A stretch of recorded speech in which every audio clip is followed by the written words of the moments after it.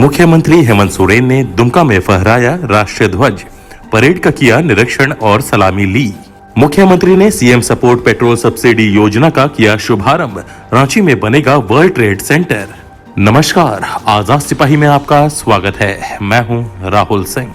मुख्यमंत्री हेमंत सोरेन ने दुमका में आयोजित 73वें गणतंत्र दिवस समारोह में झंडोत्तोलन किया और आकर्षक परेड का निरीक्षण तथा सलामी ली। मुख्यमंत्री ने इस अवसर पर राष्ट्र निर्माताओं और झारखंड के महान विभूतियों एवं शहीदों को श्रद्धा सुमन अर्पित की। उन्होंने सुरक्षा बलों के जवानों और राज्यवासियों को गणतंत्र दिवस की बधाई और शुभकामनाएं दी। मुख्यमंत्री ने कहा कि संविधान के प्रावधानों के अनुरूप राज्य के सर्वांगीण विकास और लोगों का अधिकतम कल्याण सुनिश्चित करने की दिशा में सरकार तेजी से काम कर रही है। उन्होंने कहा कि लोकतांत्रिक व्यवस्था में लोगों का अधिकार सुरक्षित हो सके, सभी को विकास का समान अधिकार और अवसर मिले, सरकार की यह विशेष प्राथमिकता है। मुख्यमंत्री ने कहा कि शिक्षा विकास का आधार है, ऐसे में शिक्षा के प्रति हमारी सरकार सजग और संवेदनशील है। इस सिलसिले में राज्य भर में 80 उत्कृष्ट विद्यालय, 325 प्रखंड स्तरीय लीडर स्कूल और 4091 ग्राम पंचायत स्तरीय आदर्श विद्यालयों को विकसित किया जा रहा है।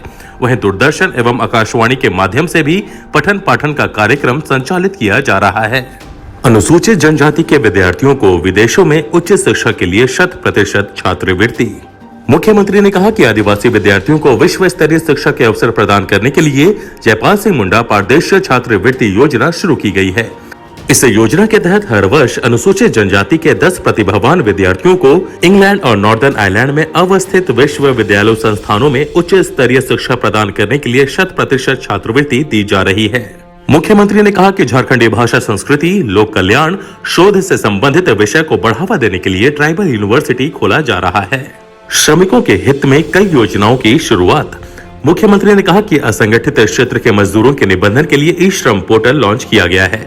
इस पोर्टल पर अब तक 80 लाख से ज्यादा श्रमिक निबंधन करा चुके हैं। इसके अलावा राज्य के प्रवासी श्रमिकों के सुरक्षित प्रवास और प्रवासन हेतु safe and responsible migration initiative कार्यक्रम शुरू किया जा रहा है। यह कार्यक्रम पायलट प्रोजेक्ट के रूप में दुमका, गुमला और पश्चिमी सिंहभूम जिले में चलाया जाएगा। इसके माध्यम से अगले 1.5 साल में मजदूरों के प्रवास से जुड़ी सभी समस्याओं का अध्ययन करके एक समग्र प्रवासन नीति तैयार की जाएगी।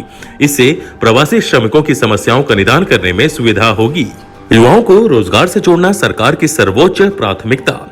मुख्यमंत्री ने कहा कि लंबे अरसे से सेल लंबित रिक्त पदों पर नियुक्ति की प्रक्रिया को गति प्रदान करने के लिए विभिन्न नियुक्ति नियमावली और परिषद संचालन नियमावली का गठन और संशोधन की कार्रवाई की गई है।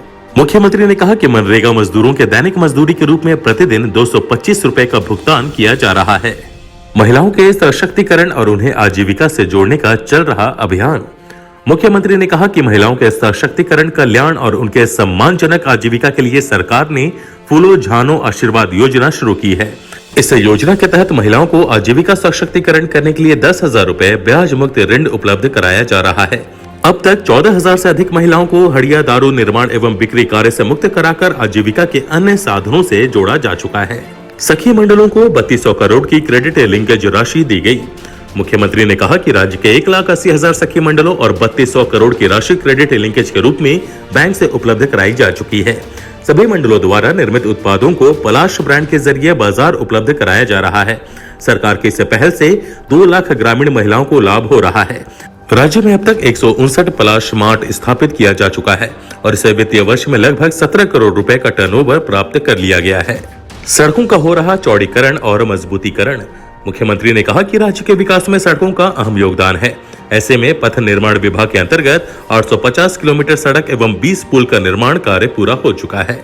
इस वित्तीय वर्ष में लगभग 2200 किलोमीटर सड़कों के राइडिंग क्वालिटी में सुधार तथा मजबूतीकरण और लगभग 600 किलोमीटर सड़क के चौड़ीकरण एवं मजबूतीकरण योजना को स्वीकृति दी गई है। इसके अलावा राज्य सपोषित सड़क निर्माण योजना और प्रधानमंत्री ग्राम सड़क योजना के अंतर्गत लगभग 5000 किलोमीटर ग्रामीण सड़कों का निर्माण करने का लक्ष्य है, जिसके विरुद्ध अब तक 1800 किलोमीटर सड़क की स्वीकृति दी जा चुकी है। ग्रामीण क्षेत्रों में 231 पुल के निर्माण को भी मंजूरी दी गई है। इनमें 51 पुल का निर्माण हो चुका है। सोना सोबरम धोती साड़ी वितरण योजना से 51 लाख परिवार लाभान्वित।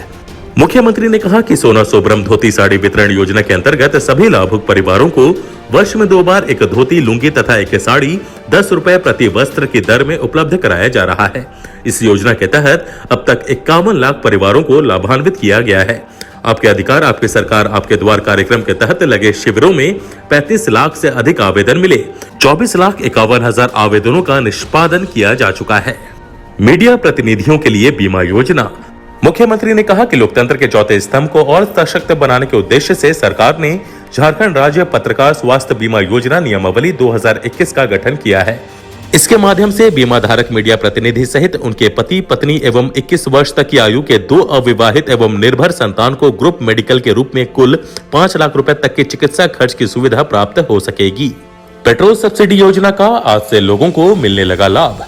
मुख्यमंत्री ने कहा कि गणतंत्र दिवस के मौके पर आज से पूरे राज्य में शुरू हुए सीएम सपोर्ट पेट्रोल सब्सिडी योजना के माध्यम से गरीब एवं जरूरतमंद 2 पहिया वाहन मालिकों को प्रति माह 10 लीटर पेट्रोल के लिए 25 रुपए प्रति लीटर की दर से 250 रुपए की राशि उनके खाते में हस्तांतरित की जा रही है। अभी तक के खबरों में बस इतना ही। आप जुड़े रहिए आजाद सिपाही के साथ। और हाँ, अगर आपने अब तक इस चैनल को सब्सक्राइब नहीं किया है तो जरूर करें। धन्यवाद।